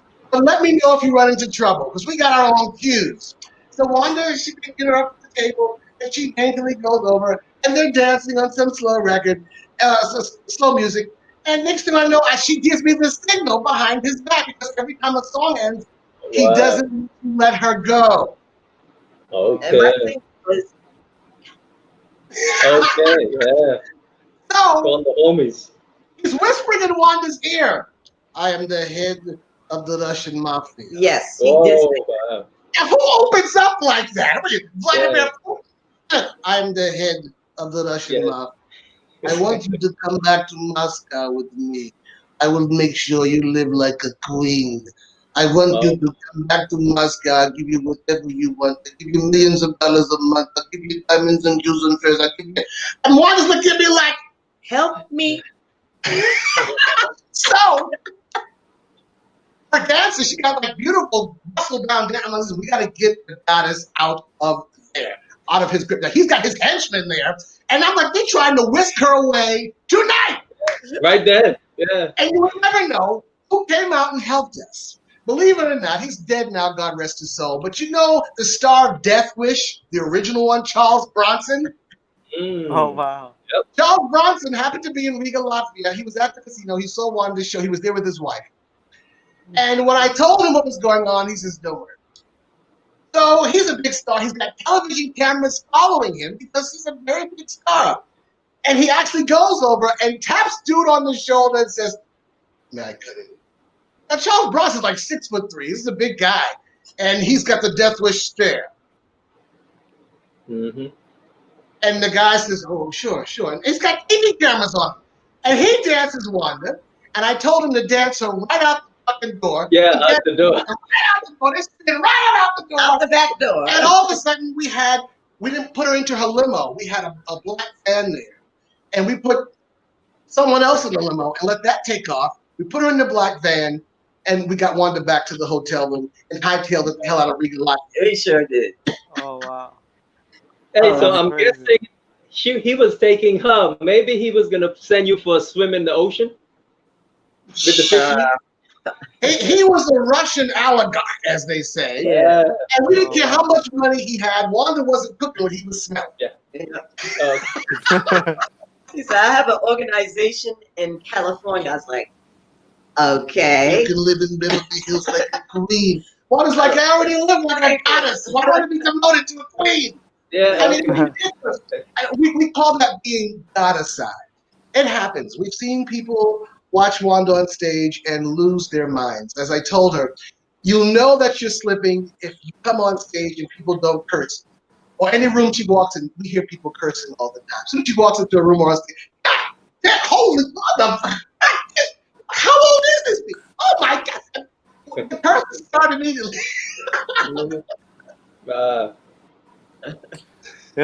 Let me. We have amazing stories all over the world, but that was we'll never forget. We never saw Charles Bronson again, but he was in the right place at the right time. Yeah. Well, what was who was an artist that you wanted to collaborate in the past, but I guess you didn't get a chance, or would you want to collaborate with in the future? Because you have a lot of work coming up. Good question. Artists, producers. Dionne Warwick. Dionne Warwick. Oh. Yeah, she's like mama to us. Yeah. That's mama. We love her. That's our heart. Mama D. I seen you guys post her. Yeah. You guys have a lot of pictures with her and stuff. Yeah, you got a lot of mentors. Yeah. She left the door open for us. If we have a hot dance track, she'll give it a whirl with us, and we're gonna make that happen. I'll be willing. We all have pulses next year. But we've done a lot of duets. Who have we done so far? You've done a duet with Niobe, Cuban Latin freestyle artist who's got an amazing voice. It's a song called "Come Back to Me." Yeah. Dr. Hicks and you did together "Love Divine." Sure did. You and your legendary showbiz mom is Frida Payne. Frida. Did an Ashford and Simpson song that they wrote I called Ain't Been Licked. I Ain't Been Licked. That's a lie. That's coming out too next year. Who else have you done duets with? Okay, but I think we might have got everybody we've done duets with. But the people we want to do duets with, definitely. For sure. Dionne Warwick, Diana Ross. Would love that. I know her and Vivian Reed want to do something together. Definitely. I would love to do something with Grace Jones. Grace Jones. And of course, that would be cool. That would be a great performance, by the way, you and Grace Jones. Woo! Thank you. And Thea Austin. Thea Austin is awesome. She's the voice of Snap. Yeah. And she's the voice of Kim. Yeah, she wrote Rhythm as the Dancer and sings Rhythm as the Dancer. But she's one of our closest friends, and she has an awesome voice. We love her. Oh, absolutely. That's dope. That would be dope. would you Oh, Shyrock, MC do a- Shyrock. I Oh, think yeah, that hip would hop's be first dope. female MC and hip hop's first female DJ should do something together. I'm claiming that right Definitely, here. that would be dope. But, Yeah, maybe like a MC DJ thing or just two MCs. Because I was just Mm. thinking about who would you do collaborations as a rapper with? We've already done Melly Mel. Yeah. Of course, Yeah. we've already talked to Shyrock about doing 2 singles with her. Mm-hmm. Oh, But anyone else? dope. Kumo D. Oh, Kumo D, good friend. Oh. Kumo D and Wanda D. And I've already done a collabo with Dougie Fresh. Oh, that's it's right. a secret track on my album. That's right. Dougie Fresh. Oh. We did do something with him. Yeah. He was great. Yeah. He's great. That- He's another one. He's in great shape. yes, yes. Takes good care of himself. that And is Kumo dope. D is a very deep intellectual artist. Yes, Woo! he is. He knows some Zodiacs. He sure Yeah. does. Yeah, he's one of our dearest friends. He's been Yeah, a friend for over 35 years. Yeah. Almost 40 years. Since the hip hop days for me. We've done shows together with him in Las Vegas. Yeah. Part of my Eric Floyd's Old School Party residency. Kumo D was part of it as well. That's on YouTube. You can see it on YouTube. He's skilled. He's one of the best that's ever done it. Yeah. Him and Melly Mel. Yeah. Definitely. Modi and I spoke when was that? Last week. Mhm. And he may have been so intellectual that some of the people didn't comprehend what was going on. You It seems see? as though people want us to dumb things down. That goes back to my point when you talked about the word, the N-word, and where it derives from. I'm like, the average person doesn't know all that, and they're not going to get it. Yes. So if the energy Yeah. behind the word is No. negative, just drop the And word. what I wanted to add also, you have a lot of kids that like non-black kids like seeing it on TV and listen to music and all, and they say with their friends, you know what I mean? Like they don't even understand what it means, but they No, they say don't. it, you know what I mean? True. So you got people saying it, and it's just like a bad cycle. Instead of the music in the 80s and the 90s, you learn things from it. Like Yeah. socially conscious, like we were talking about, like music like TLC, like we were talking about. Mhm. So today I think they should have more conscious artists, but we like the whole City Girls thing is cool, the whole gangster thing is cool too, but like when it comes to only mumble rap, only about drugs and N-word and all that stuff, like I feel like a lot of the labels are promoting that because that's what will make them more money. Honestly, like those songs, I guess, are more likely to be more popular. Unfortunately, don't you I guys have agree? to cry. I have to cry bullshit. The labels, I Okay. agree with you, are promoting it. I agree with you with that. But Yeah. they're wrong. There was no N-word in Black Panther. It did No, over it $2 billion around the world. Yeah. So let's not believe the hype that the labels keep telling us about how that's what sells. That's what the kids want. It's bullshit. They said that in the 80s too, and it was a show called The Cosby Show that was number one. And it was all Yeah. positivity about a lawyer and a doctor living in a brownstone in Brooklyn. A different world. Correct. About A the different black world. college. No Yeah. N-word used there No. either. 2 number-1 shows. So Mhm. it's all bullshit, bullshit, bullshit. We got to stop Mhm. buying it. Me and Wanda aren't allergic to anything except one thing. We're both allergic to bullshit. Yeah. And that's a bunch of bullshit. You don't need the N-word to keep something gangster. You couldn't find anybody more gangster than Quincy Jones. Are you kidding me? With his orchestra and Duke Ellington, he was gangster. No N-word That guy in has Satin Doll And and Sophisticated Cab Lady. Calloway. The world's first rapper. That's Cab right. Calloway. Hide, hide, hide, hide. Oh, oh, oh. Wasn't no nigga. No. It wasn't needed. And these were gangsters.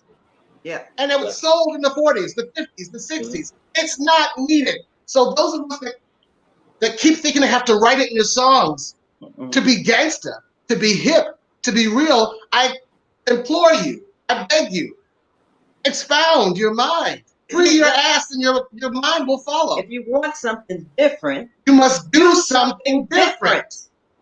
and people True. will embrace it. Stop believing the hype. Definitely. Or did you As- forget you know that what? song? Don't believe the hype. As Okay, Public as all these different kinds of music that you do, like, and you do them well without cursing. Like we've talked about that before, but like even the raunchy stuff, like I want to see you sweat and all that stuff. You didn't have profanity in there. You didn't need it, and it doesn't take away from the show, from the track. You know, Blue Eyes. Blue Thank Eyes, you know, that's a great song. I was Thank listening to you. that earlier. It could have been pretty like it could have been a dirty song with a lot of cursing or whatever. You didn't need to do that, you know. No, I didn't feel the need Also, to perpetuate that. yeah, it just yeah. And there's I double enjoyed. entendre also. A lot of artists Yes. don't like that double That's what I'm entendre. They saying. don't know. Yeah. If you are a lyricist, you should have, as Left Eye said, a spectacular vernacular. Yeah. True. Yeah. You gotta know words other than how do I rhyme nigger and bitch and nigga and bitch and nigga. You gotta rhyme something other than that to get your point across. Yeah. Yeah. Nothing Yeah, wrong with a wet ass pussy. But Yeah, really? in a school setting, we have children of diverse skill sets. So most of the mumble rap, in my opinion, not all, would be in a special class to get help with their language skills. And they have a right to communicate. But you also have the kids that are great at English, that are great at math, African studies, health, but they're ignored in this music setting, especially in hip hop very often. So I agree. I think the labels and radio stations have a bit more responsibility that because they're not the ones living in the hood usually. It's our kids who need a better way. And I think it's coming. A change will come, my people. Yeah. Alhamdulillah. Yeah, I felt like, especially also with female rappers, like we got Rhapsody today, but like we don't, like they don't promote like the tomboy ones like that they used to back in the 80s and 90s. It was the tomboy, the cute tomboy that was a rapper. It was cool to dress like that. You know, to have jeans and like, Kid you know what I Game, mean? Technotronic, MC Light. Yeah, definitely. Latifah, Yo-Yo, like everybody. Like it was just cool to be like that. But now, even they want after wet ass pussy. Yeah, which I'm not knocking it, but I'm just saying like they wouldn't promote. Like you know what, Cardi got criticized about that, and you know what she said? She said, "You guys are not streaming the other kinds of artists like Rhapsody.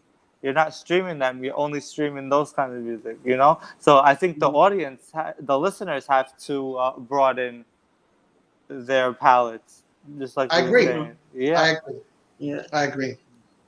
Yeah. It's like what comes first, the chicken or the egg, and the answer is always the same: the rooster. The rooster has to come first. Or there's no chicken and there's no egg. Yeah. Real quick, what about female MCs? Since you've been around, I know we've had a lot of female MCs. Who do you like? Which female MCs do you like, as far as 80s, 90s, 2000s? Oh wow, there's so many of them out there now. Yeah. Yeah. Like I said earlier, Sharrock, Sparky D, Roxanne Shante, the real Roxanne, Salt and Pepper, Latifah, Light, a lot of them. It's just Yo-Yo. Yo-Yo, I love Yo-Yo. Yeah. We interviewed her recently. She's a dope artist. Yes, she's a sweetheart. I remember when Latifah came to see Wanda when she was filming her To the Bone video. And really? Latifah was a big fan. She came by the set. Yeah. And she came. That's when she first started. Yeah, with Shakim, her partner, her longtime partner in crime. And they built a huge empire, Flavor Unit Films and television management around the world. But yeah, they came to the set. MC Light's been a friend of ours for many, many years. Yeah. She's been by our place in New York, and we've gone out to the movies together. Love her. We've been to California. She come by the house in California. She's a great person. So we've had friendships with these ladies also for over 35 years, most of them. And we admire them. Yeah. And we're glad that we're all still here. We all have our own teeth. That's cool. Would you guys consider doing? Would you guys consider doing a biopic? Absolutely. Absolutely. Have you? Because I feel like that would be a dope one. Have you considered it? Have you thought about it?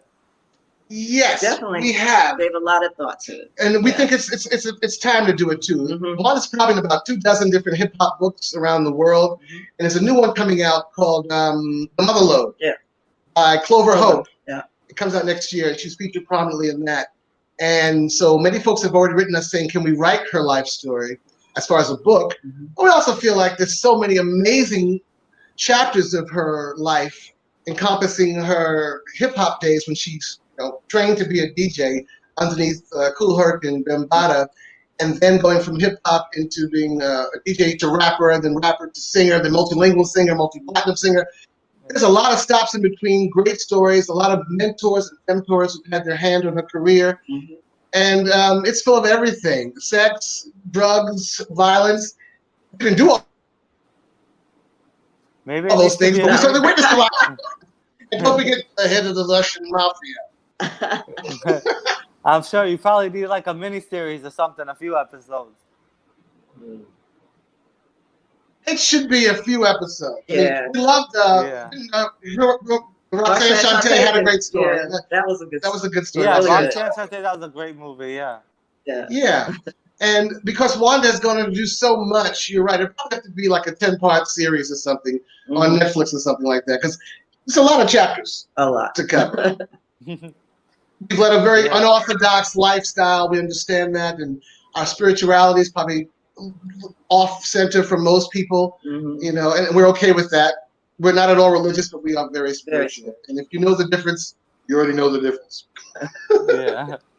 No, By I the way, agree can I with say y'all. that from copyright publishing perspective, if you have the book and you write it, you control your product. And then what you could do is option it. But when other people come along and do the writing, they're going to do some copywriting and the publishing, and you end up, because your story is much more diverse than I had realized. And as I'm listening, you all have covered so many genres I initially hadn't realized. And I'm just sitting here thinking, this is books, this is movies, but like writing the book would be a great start. And then you control it, copyright. I agree. You're right. I agree. Great minds think alike. Yeah. Thank you. And great asses think alike. By the way, you two have very different personalities. You're more like me. You're like jokester, and she's nudging you like, "Don't say that." You see her nudging me? I'm not nudging you. I'm No, nudging okay. you because I'm cold. Oh, okay. I thought you were trying to tell him No, don't go there. You know why? It's like it's Beauty and the Beast. Oh no. I'm wearing next to nothing here And the air conditioning Okay. blowing straight down. and making all my right. girls stand out. That's good. Oh, okay. The girls, the twins. Okay. Yes. Listen. Unfortunately, we got to cut this interview. The show's over. We're gonna have another show. Unfortunately, But- you told us it was 20 minutes. Thank We've been on for No. what? Hour and a I half. have to have I my don't mail know. forward. Yeah, we were supposed to have another guest, but I guess they didn't come. But like, it was a dope interview, though. It was Thank great having you. you guys. I think your other guest is too busy watching this broadcast. Yes, watching this. Maybe. They've been Maybe. goddessized. Yeah. Well, But yeah. thank you for having us. We Yeah, definitely will, and we'll definitely keep in touch. We've got more dates for you guys. And Spice, thanks for pulling up.